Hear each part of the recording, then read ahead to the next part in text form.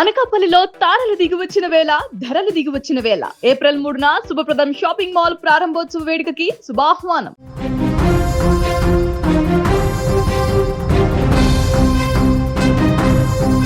AP రాజకీయాల్లో మరో కీలక ఘట్టం చోటు చేసుకుంది. రాష్ట్ర రాజధానిగా అమరావతికి పూర్తి స్థాయి చట్టబద్ధత కల్పించే దిశగా ప్రభుత్వం అడుగులు వేస్తుంది. ఇన్నాళ్లుగా కొనసాగుతున్న టెన్షన్కు తెరదించుతూ శనివారం జరిగిన ప్రత్యేక అసెంబ్లీ సమావేశంలో అమరావతిపై కీలక తీర్మానాన్ని ఆమోదించారు. రాజధాని విషయంలో గతంలో తలెత్తిన చట్టపరమైన చిక్కులను అధిగమించేందుకు కేంద్ర ప్రభుత్వం ఇచ్చిన సూచనల మేరకు ఏపీ ప్రభుత్వం ఈ నిర్ణయం తీసుకుంది. అమరావతికి రాజధానిగా అన్ని రకాల రక్షణలు కల్పించడమే లక్ష్యంగా ఈ తీర్మానం సాగింది. సభలో ఉన్న సభ్యులందరూ ఏకగ్రీవంగా దీనికి మద్దతు పలకడం విశేషం.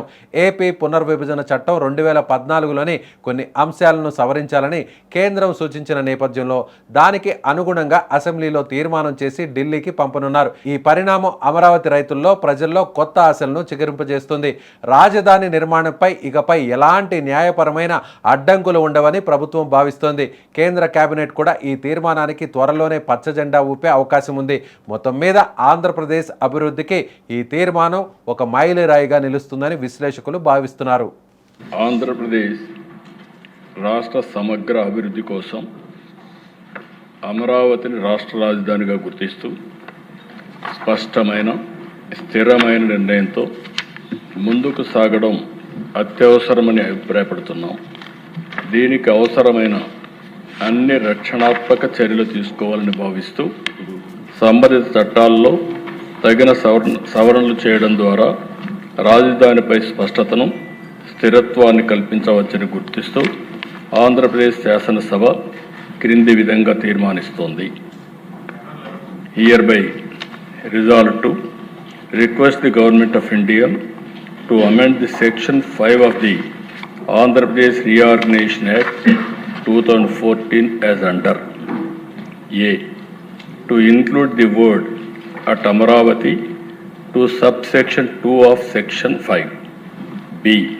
To add the words and Amaravati includes the capital city areas notified under Andhra Pradesh Capital Region Development Authority Act 2014 to the explanation to section 5.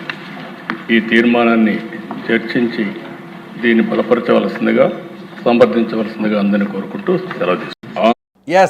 ఇవాళ ప్రత్యేకంగా సమావేశమైనటువంటి ఏపీ అసెంబ్లీలో ఈ తీర్మానాన్ని ప్రవేశపెట్టారు. ఆ తర్వాత తీర్మానాన్ని కూటమిలో ఉన్నటువంటి ప్రతి ఒక్క ఎమ్మెల్యే కూడా ఏకగ్రీవంగా ఆమోదించారు. అంటే ఇప్పటి వరకు అమరావతి రాజధానిగా ఏపీకి ఉన్నటువంటి విషయం తెలిసిందే. అయితే శాశ్వత రాజధానిగా ఏ ప్రభుత్వం వచ్చినా కూడా ఈ నిర్ణయాన్ని మార్చడానికి వీలు లేకుండా శాశ్వత రాజధానిగా చట్టం చేసే విధంగా ఈరోజు అమరావతి రాజధానిని శాశ్వత రాజధానిగా ప్రకటిస్తూ ఏకగ్రీవంగా ఏపీ అసెంబ్లీలో తీర్మానించారు. అయితే దీన్ని ఈ బిల్లును కేంద్రానికి పంపనున్నారు. కేంద్ర క్యాబినెట్ కూడా దీన్ని ఆమోదిస్తుంది.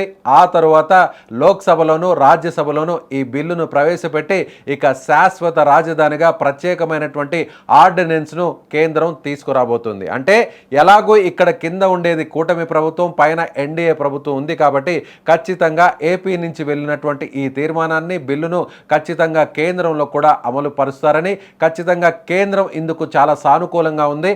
కేంద్రం ఇచ్చినటువంటి సూచనల పరంగానే ఇవాళ అసెంబ్లీలో కూటమి ప్రభుత్వం తీర్మానం చేసింది. అంటే ఇకపై ఏ ప్రభుత్వం వచ్చినా కూడా, అంటే కొత్తగా ప్రభుత్వం ఏర్పాటైనా కూడా అమరావతిని కాదని వేరే రాజధానిని ఎన్నిక చేసేటువంటి పరిస్థితి ఉండదు.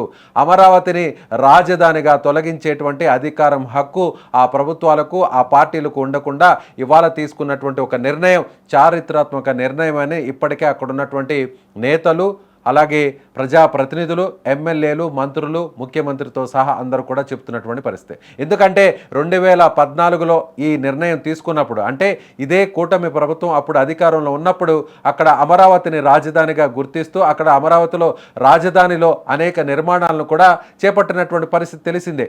ఆ తర్వాత 2019లో వైసీపీ ప్రభుత్వం అధికారంలోకి వచ్చిన తర్వాత అమరావతి రాజధానిని కేవలం శాసన రాజధానిగా మాత్రమే పరిమితం చేస్తూ 3 రాజధాని అంశాలను తెర మీదకు తీసుకొచ్చినటువంటి విషయం తెలిసిందే.